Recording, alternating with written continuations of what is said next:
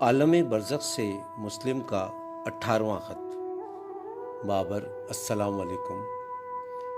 بابر، میں اپنی زندگی کا وہ تنہا مسافر تھا جو تنہا در بدر پھرتا رہا، سینوں میں اپنوں کا درد لیے سوچتا رہتا کہ کب تک پھرتا رہوں گا کاسا اٹھا کے میں۔ عائشہ منزل میں واقع چچا کی رہائش اب میری مستقل قیام گاہ تھی۔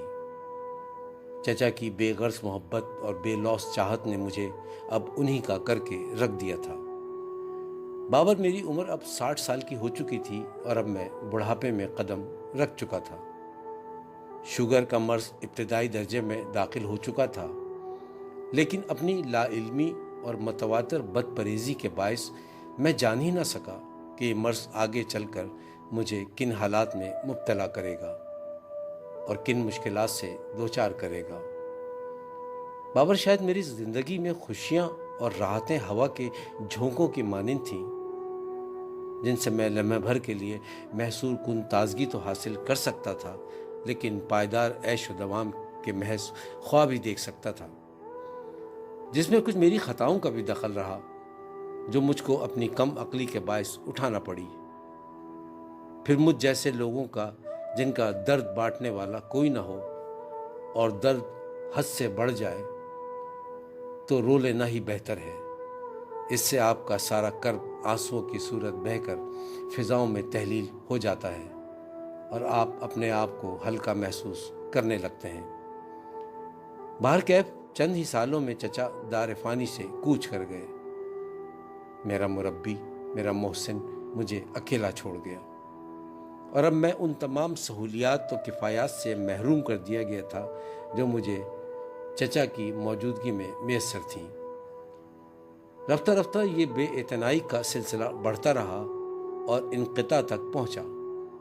کھانے پینے یہاں تک کہ ایک چائے کی پیالی تک سے محروم کر دیا گیا تھا، لیکن چونکہ میں نے اس گھر کا نمک کھایا تھا اور چچا کی بے پناہ مہربانیوں اور عنایتوں کا میں احسان مند تھا، اس لیے کوئی گلہ لب پر نہ لایا اور گھر کی چوکیداری کے فرائض انجام دیتا رہا۔ اب میں اس گھر سے آخری سانس تک جڑا رہنا چاہتا تھا۔ اب مجھے گھر کے اندرونی حصے میں جانے کی اجازت نہ تھی۔ گیراج سے متصل ایک چبوترا ہی میری قیام گاہ تھا، جس کا آدھا حصہ کھلے آسمان تلے تھا۔ شوگر کے مضر اثرات اب میں محسوس کرنے لگا تھا۔ مسلسل رفع حاجات کے لیے مجھے قریبی مسجد جانا پڑتا تھا، کیونکہ اس محلے میں اب میں اجنبی نہ تھا، ہر شخص ہی تقریباً مجھ سے واقف تھا۔ اس لیے جہاں اہل محلہ مجھے دیگر سہولیات فراہم کرتے، وہاں کسی نہ کسی کے گھر سے کھانے پینے کا بھی بندوبست ہو جایا کرتا تھا، کیونکہ جب راحتیں چھن جائیں تو زندگی دشوار، بالکل اس طرح جب مرض لاحق ہو جائے تو زندگی محتاج ہو جاتی ہے۔ انواع اقسام کے طعام اور پرہیز سے لا علمی نے میرا مرض مزید بگاڑ دیا تھا۔ یوں میری صحت بتدریج روز بروز گرنے لگی اور مجھے اپنا توانا جسم کمزور ہوتا دکھائی دینے لگا۔ پاؤں پہ لگے زخم نے شدت اختیار کر لی، لیکن اب معاملہ یہ تھا کہ جوں جوں دوا کی مرض بڑھتا رہا اور اب میری دائیں ٹانگ سوجنے لگی اور چند ماہ میں یہ سوجن انگلیوں سے بڑھتے ہوئے گھٹنوں تک جا پہنچی۔ اب میرے لیے پیدل چلنا انتہائی دشوار ہو چلا تھا اور یوں میرا زیادہ تر وقت اسی چبوترے پر گزرتا جہاں تم مجھ سے ملنے اکثر آیا کرتے تھے اور مجھے ضروری سامان مہیا کر دیا کرتے تھے۔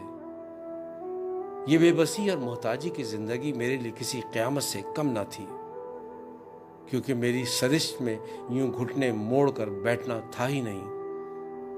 میں روز جیتا تھا اور روز مرتا تھا۔ جب میری آنکھوں کے پردوں پر ماضی کا عکس پڑتا تو میری آنکھوں کے اندر آنسوؤں کا سمندر امڑ آتا۔ پھر میں تنہائی میں زار و قطار روتا اور میں اپنی بے بسی پر سوائے ماتم کرنے کے اور کر بھی کیا سکتا تھا۔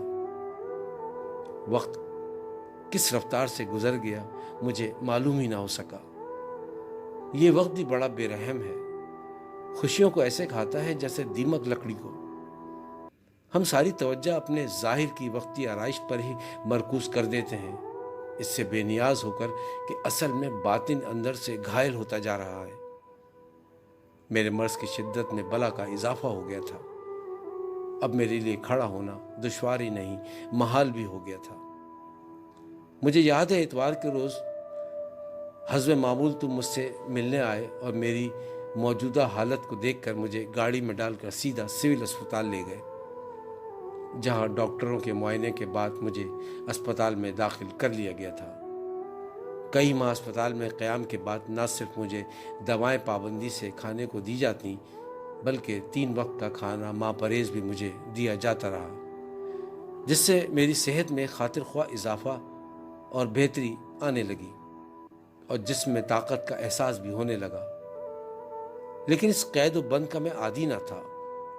میری طبیعت کی افتتاح میری زندگی کا بوجھ بن گئی تھی۔ یوں ایک دن میں اسپتال سے بھاگ کھڑا ہوا اور سیدھے چھوٹے ابا کے گھر جا پہنچا۔ کئی روز قیام کے بعد تم نے مجھے پھر سول اسپتال میں منتقل کر دیا تھا، کیونکہ میرے زخم میں اب کیڑے پڑ گئے تھے اور میرے مرض کی قوت دوا کی طاقت پر حاوی ہو چکی تھی۔ پھر ڈاکٹروں کے تفصیلی معائنے کے بعد فیصلہ وہی ہوا جس کا مجھے ڈر تھا، اور میری ٹانگ کاٹ دی گئی۔ پھر زندگی کیسے گزری، جس کا تذکرہ تم سے اگلے خط میں کروں گا۔ اجازت دو۔ والسلام مسلم۔